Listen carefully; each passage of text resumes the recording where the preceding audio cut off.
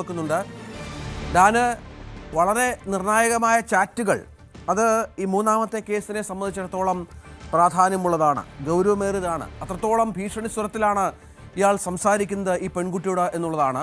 ഇതിൻ്റെ ഒരു റെലവൻസ് വളരെ പ്രധാനമാണല്ലോ, വളരെ പ്രധാനപ്പെട്ട കാര്യങ്ങളാണല്ലോ പുറത്തു വന്നിരിക്കുന്നത്.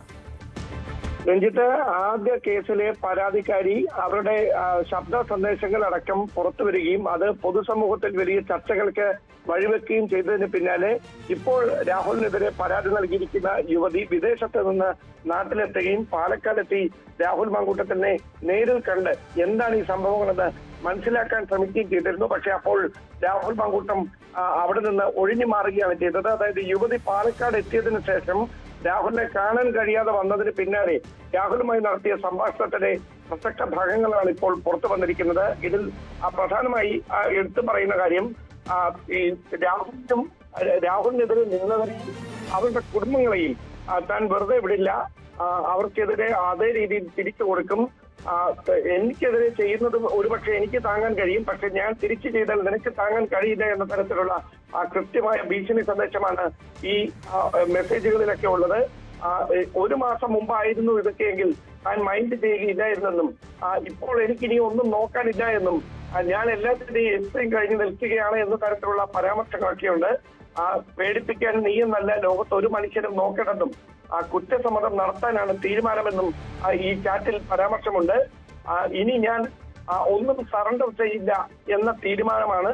നീ എന്ത് ചെയ്താലും അതിന്റെ ബാക്കി ഞാൻ ചെയ്യും, നീ ചെയ്യുന്നത് ഞാൻ താങ്ങും, ബട്ട് നീ താങ്ങില്ല എന്നൊക്കെയാണ് ഭീഷണിയുടെ സ്വരത്തിലുള്ള ഈ ചാറ്റിലെ പ്രധാനപ്പെട്ട പരാമർശങ്ങൾ. വെല്ലുവിളിച്ചുകൊണ്ടാണ് രാഹുൽ ഈ കുട്ടിയോട് സംസാരിക്കുന്ന യുവതിയുമായി അവർ കാണാനെത്തിയപ്പോൾ അതിന് വഴങ്ങാതിരുന്ന രാഹുൽ അതെന്തുകൊണ്ടാണെന്ന ചോദ്യങ്ങൾക്ക് വെല്ലുവിളി നിറയുന്ന സ്വരത്തിലാണ് മറുപടി നൽകുന്നത്.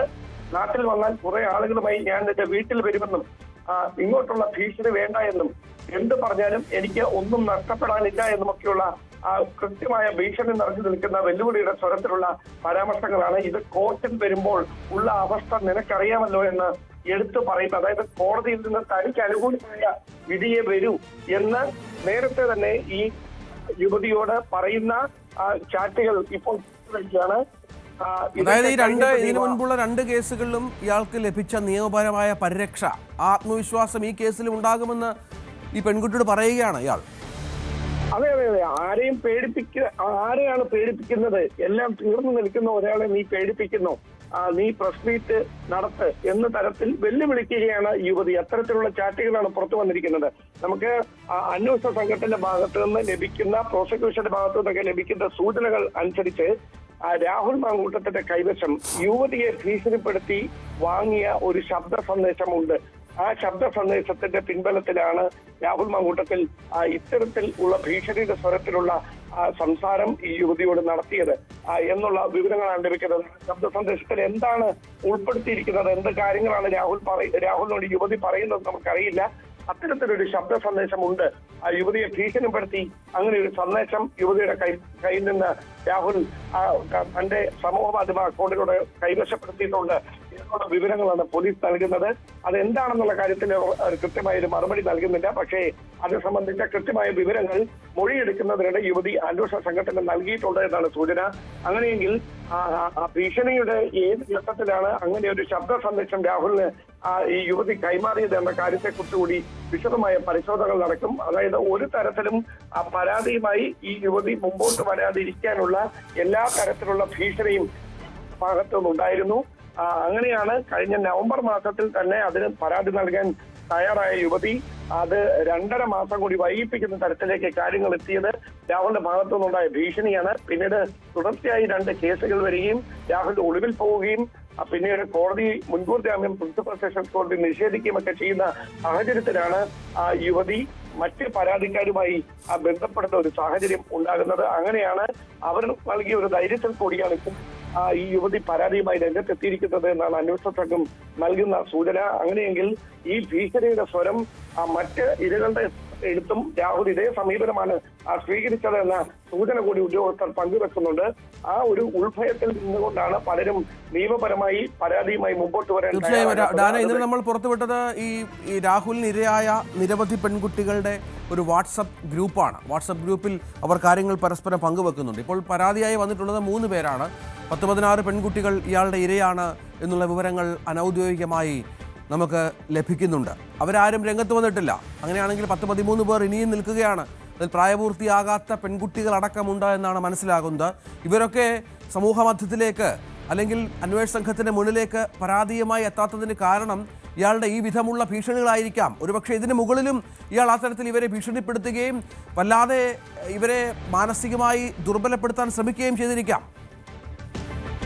അതായത് കൃത്യമായുള്ള തെളിവാണ് ഇപ്പോൾ പുറത്തു വരുന്നത്. ഏത് തരത്തിലായിരുന്നു ഈ ഭീഷണി? അതായത് ഇത് പുറത്തു നിൽക്കുന്ന ഒരാളെയല്ല, ഇതിൽ ഇരയാക്കപ്പെട്ട ആളുകളോടാണ് ഈ ഒരു സമീപനം രാഹുൽ സ്വീകരിക്കുന്നത്. തീർച്ചയായിട്ടും മറ്റൊരു ദേശത്ത് കഴിയുന്ന ഒരു യുവതിയോട് വീട്ടിൽ ആളുകളുമായി എത്തും, കുടുംബാംഗങ്ങളോട് ഇക്കാര്യങ്ങൾ പറയും, അവരുടെ ജീവിതം തകർക്കും എന്നൊക്കെയുള്ള ഭീഷണികൾ എല്ലാം തകർന്ന് വിശ്വസിച്ച ആളുടെ വഞ്ചന നേരിട്ട് ഗർഭചിത്രത്തിനും ഇരയായ ഒരു യുവതിയോട് ഇത്തരത്തിൽ കുടുംബം തകർത്തുകളയും, കുടുംബത്തിലുള്ള അംഗങ്ങളുടെ ആരോഗ്യനില വഷളാക്കും എന്ന തരത്തിലൊക്കെ ചാറ്റുകളിലൂടെയും വോയിസ് മെസ്സേജുകളിലൂടെയും ഒക്കെ സംസാരിക്കുന്ന സാഹചര്യം ഉണ്ടായാൽ അവർ കടന്നു പോകുന്ന മാനസികാവസ്ഥ എത്രയാണെന്ന് നമുക്ക് ഊഹിക്കാവുന്നതേ ഉള്ളൂ. അതേ അവസ്ഥയിലൂടെ തന്നെയാണ് ഇവർ കടന്നുപോയത്. അതുകൊണ്ടാണ് പലരും പരാതി നൽകാൻ ഈ ആരോപണങ്ങൾ ഉയർന്ന സമയത്ത് തയ്യാറാകാതിരുന്നത്. അതായത് കൃത്യമായ ഒരു ഹാബിച്വൽ ഒഫൻഡറുടെ ഭാഗത്ത് നിന്ന് വരുന്ന തരത്തിലുള്ള എല്ലാ തരത്തിലുള്ള ഭീഷണികളും രാഹുലിന്റെ ഭാഗത്ത് നിന്ന് ഇരകളോട് ഉണ്ടായി എന്ന് വ്യക്തമാക്കുകയാണ് ഈ തെളിവുകളിലൂടെ. ആദ്യ കേസ് നമുക്കറിയാം. ആദ്യ കേസിൽ പുറത്തു വന്ന ശബ്ദ സന്ദേശങ്ങൾ അറിയാം. ഏത് തരത്തിലുള്ള ഭീഷണിയുടെ സ്വരമായിരുന്നു അവിടെ എന്നറിയാം.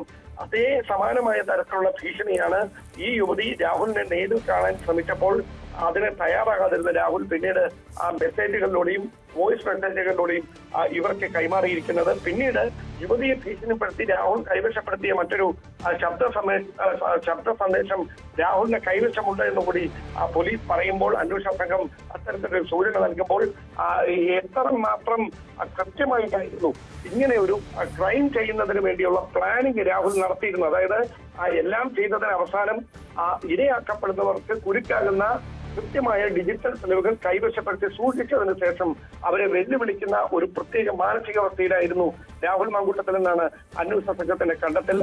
അതാണ് എത്ര ക്രൂരമായാണ് ഇയാൾ ഈ ഇരകളോട് ഇടപെട്ടത് എന്നതിൻ്റെ ചാറ്റുകളാണ് പുറത്തു വരുന്നത്. ഈ പ്രശ്നങ്ങൾ ഇത്രയധികം കേസുകളിൽ കുടുങ്ങിയപ്പോഴും ഇയാൾക്ക് യാതൊരു പ്രശ്നവുമില്ല ഈ പെൺകുട്ടിയെ വീണ്ടും ഭീഷണിപ്പെടുത്തുന്നതിന്. അത് വളരെ പ്രധാനപ്പെട്ട ഒരു തെളിവായി ഈ കേസിൽ ഗൗരവമേറിയ ഒന്നായി മാറുന്നു എന്ന കാര്യത്തിലും സംശയമില്ല. രാഹുൽ മാങ്കൂട്ടത്തിൽ ഈ 3ാമത്തെ കേസിലെ ഇരയുമായി ബന്ധപ്പെട്ട് നടത്തിയ ചാറ്റുകളാണ് ഇപ്പോൾ ന്യൂസ് 18 പുറത്തുവിടുന്നത്. ഡാൻ കുര്യനും വി അരുണുമാണ് അതിൻ്റെ വിശദാംശങ്ങൾ പങ്കുവച്ചത്.